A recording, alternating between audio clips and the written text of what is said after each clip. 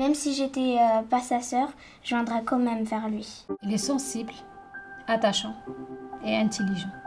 Le 2 avril, c'est la journée mondiale de sensibilisation à l'autisme. Quels sont les signes précoces qui, associés les uns aux autres, doivent alerter les parents et les éducateurs? Le docteur Véronique Dagens, pédopsychiatre au centre médico-psychologique La Coursive des Loupiaux, nous répond. Alors, les signes peuvent être très précoces.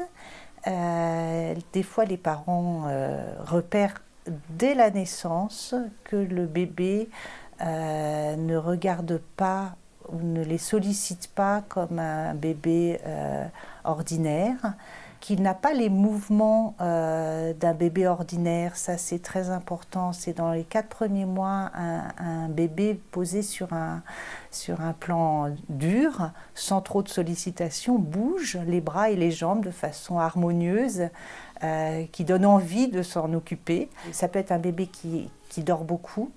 Alors évidemment, ce n'est pas un signe spécifique. Ou un bébé qui pleure beaucoup, parce que c'est un bébé qui va être sensible au bruit, à la lumière, à la douleur.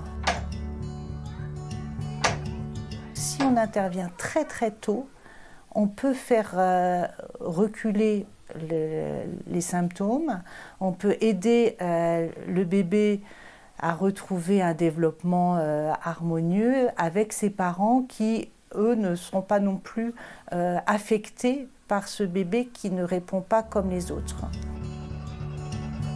Tout de suite, il faut en parler à son médecin traitant ou son pédiatre traitant, que le médecin puisse orienter assez vite et pas forcément rassurer, mais prendre au sérieux la demande et orienter vers les pédopsychiatres, par exemple. Les PMI sont centrales dans la détection des signes précoces ou en CMP. Donc, et maintenant, les centres médico-psychologiques ont développé des prises en charge très précoces pour les bébés, dans le souci qu'il n'y ait pas des soins plus lourds plus tard.